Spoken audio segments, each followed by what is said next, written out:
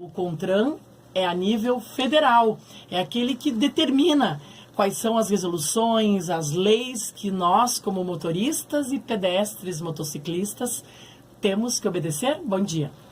Bom dia, Luciana. Bom dia, ouvintes da rádio.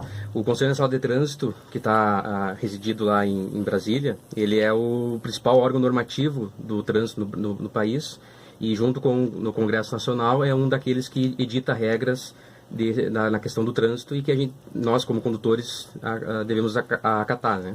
E aí, agora, nesses últimos dias de outubro e começo aí de novembro, saíram muitas novidades, né? Algumas que são bem de caráter útil para a sociedade, né? Outras que são mais de caráter técnico para os órgãos mesmo, né? Então, a gente entende que é importante que as pessoas comecem a ir se familiarizando com algumas novidades aí. Então, conta pra gente qual é o segredo pra gente. Eu tava fazendo uma consulta com ele, aproveitei, eu digo, a gente não pode perder tempo, né? Chegou aqui, eu digo, vai ver como é que eu faço pra não perder minha carteira. Aí ele já deu uma olhadinha, porque você trabalha com essa área, dá consultoria também nessa área, né? Exato. Então eu tô pendurada, que nem diz o outro, quase. Se não fosse o quase, eu já tinha perdido minha carteira.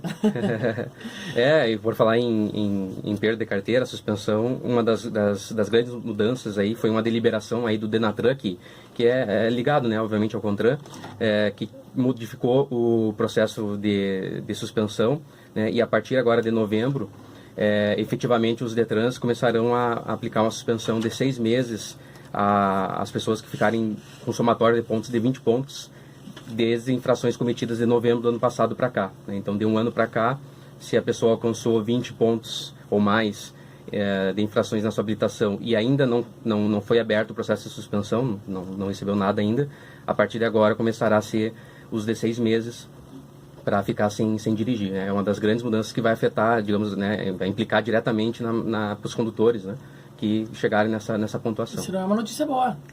Pro condutor não, né? Foi um aumento bastante significativo. A lei que alterou isso é uma lei de 2016. Só que os órgãos de trânsito aguardaram fechar um ano, né? Porque os pontos ficam um ano na nossa carteira, para poder aí sim começar a aplicar os 6 meses. Por isso que ainda tem pessoas cumprindo só um mês, que era o prazo antigo, né? E agora vai passar a ser 6.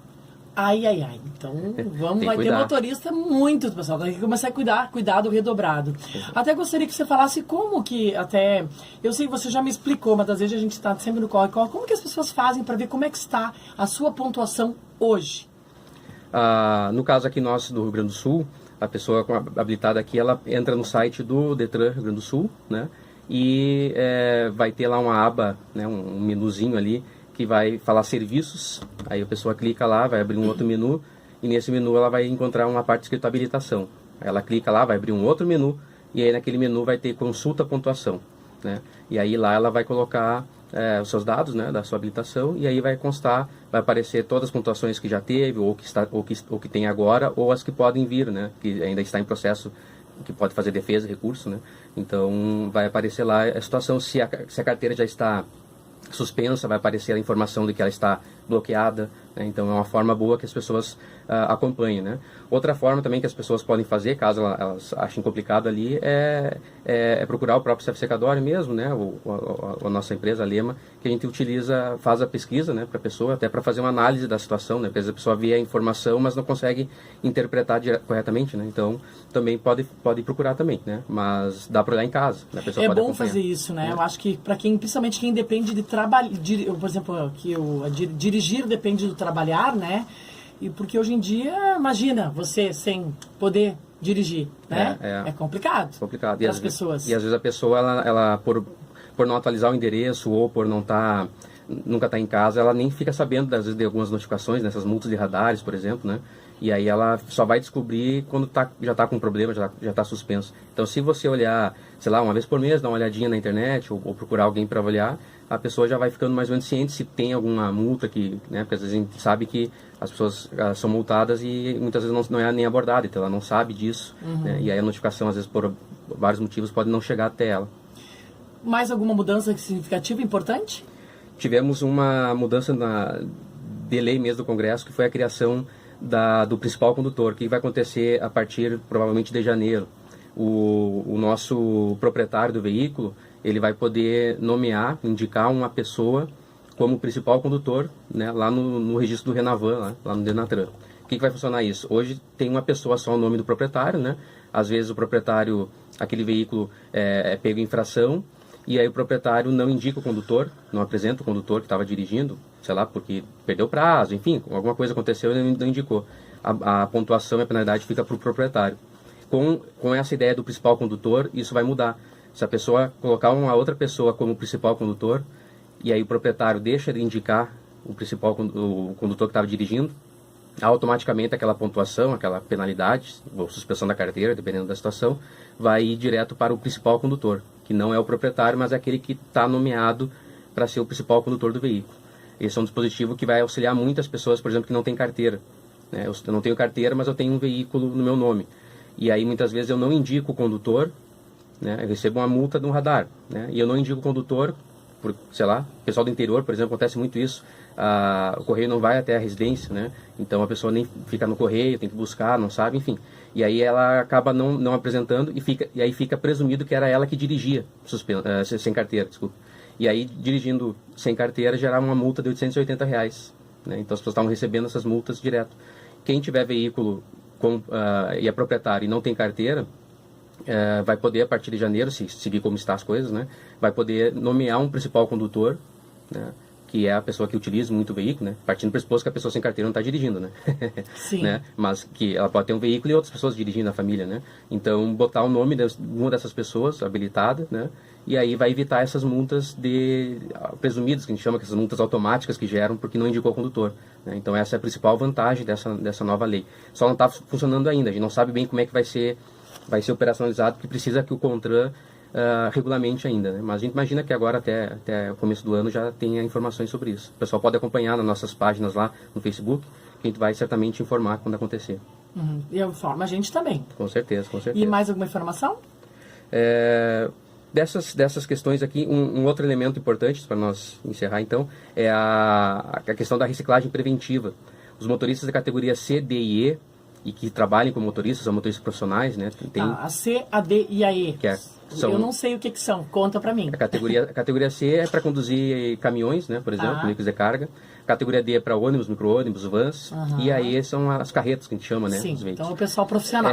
Digamos, as chamadas categorias profissionais. E que exerce atividade remunerada, né? Ele tem essa informação na habilitação, ele vai poder, então, já está liberado, só que ainda não está funcionando ainda aqui no Rio Grande do Sul. Eu acho que imagino que nos próximos dias vá, né? Mas o Denatran já liberou e tal, o CONTRAN, para que ele faça uma reciclagem aos 14 pontos. Ao invés de chegar em 20 e perder a carteira, chega nos 14, procura um CFC, faz a reciclagem. É uma chance. É uma chance, tira aqueles 14 pontos, mas ele faz a reciclagem, faz as aulas e tal, mas com a carteira em mãos, sem suspendê-la. Então a pessoa não precisa parar de trabalhar. Exato, é essa a ideia da lei.